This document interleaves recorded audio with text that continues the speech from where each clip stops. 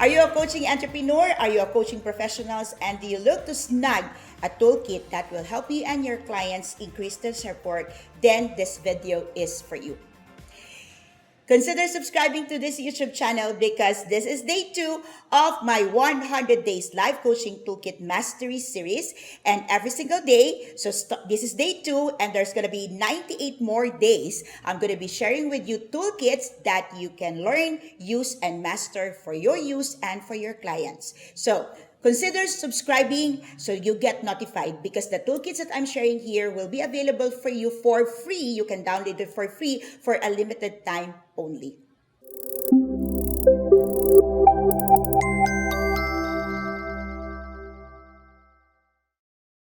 Welcome to day 2 of our 100 Days Life Coaching Toolkit Mastery Challenge. Okay, why Toolkit Mastery? Because as a professional service providers, our role as life coaches is to host a safe space for our clients and to facilitate a process that will help them move from point A to point B. And we need toolkits to do it. We need tools. And of course, toolkits is our best friend here in life coaching.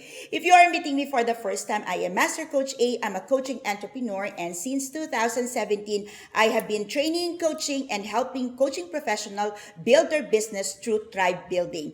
If you are one individual who is interested to become a professional certified life coach, we are offering Life Coach Certification Program in Life Coach Philippines. This is a CPT accredited course with 40 credit units. Oh, by the way, I am the founder and the CEO of Life Coach Philippines. And so I would like to help you and I'd like to welcome you inside our tribe. For today's toolkit, we're going to be diving into increasing your self-worth, or I would say discovering your self-worth even if you are going through tough times. So let's dive into today's toolkit. Consider what's holding you back or what's holding back your client. Think about these questions for a moment. What is holding you back? What are the beliefs? What are your perspectives? Or maybe what are your attitudes? What are your characters that's holding you back from really pushing forward and achieving your highest potential in life? Now, I'm going to be sharing with you today a simple toolkit, and I would say this is kind of like a cheat sheet, okay, or a checklist, okay, where you can use a couple of strategies so you can maintain a positive view of yourself and increase your self-worth regardless of your circumstances. So, number 1, okay, whenever you feel down and whenever you are doubting about your capacity and your ability, why not stop and find the cause? What is the circumstances that is causing you to be limited? What is the cause of you not moving, you being stuck? Sometimes our limiting beliefs can serve as warning signs that can help us avoid danger. But also sometimes this perspective is truly what's hindering us. So it's gonna be doing you good if you find the cause. Number 2, get past the blaming side.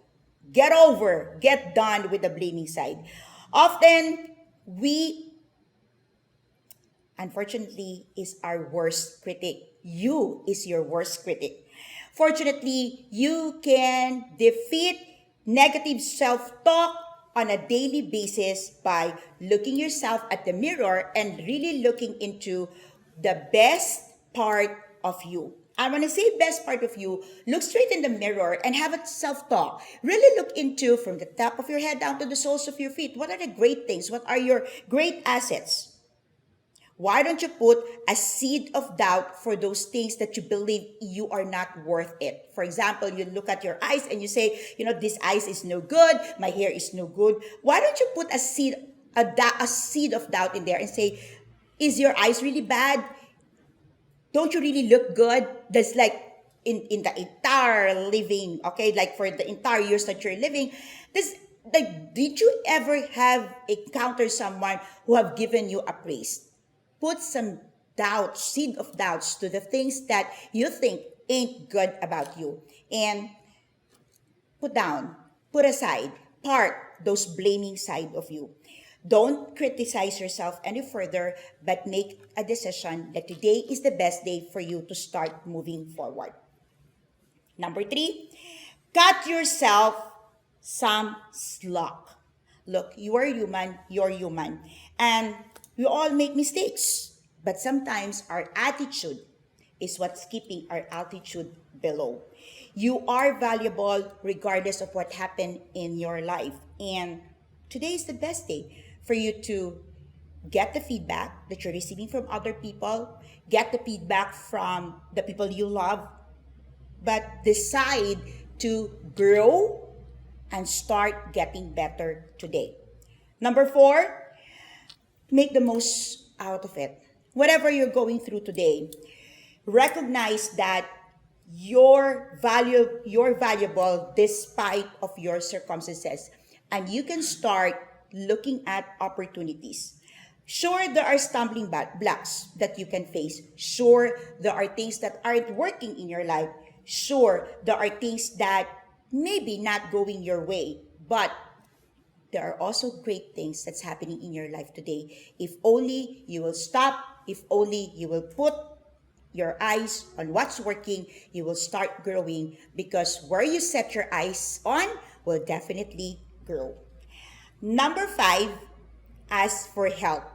In life, don't go solo. Help is available. Ask for help. You've got loved ones, you've got friends, you've got supporters. No matter how few you think they are, I bet you there are people who are willing to help if you are willing to ask for help.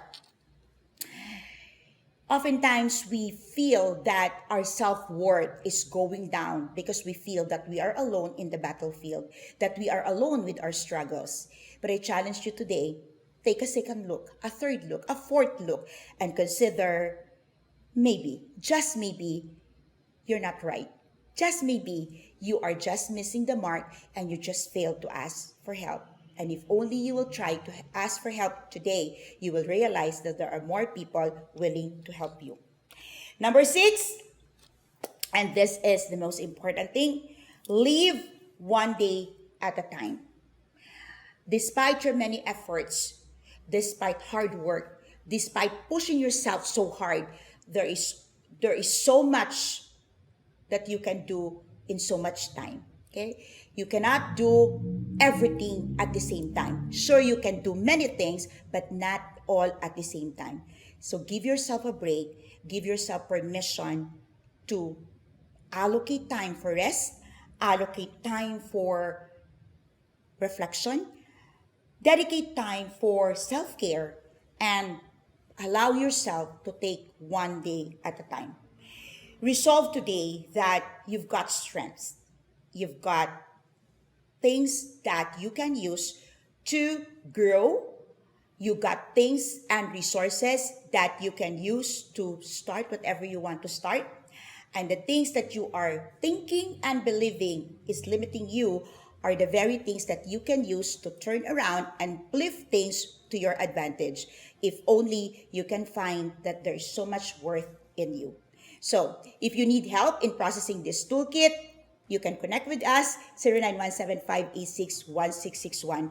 Don't forget, check on the link in the caption of this video because you can snag for free the toolkit. This is for a limited time offer only. So make sure that you download the toolkit. You can use it for free. You can use it for your client, but please use it for yourself first. Once again, this is Master Coach A. I'll see you again tomorrow for day 3 of our 100 Days Life Coaching Toolkit Mastery Challenge.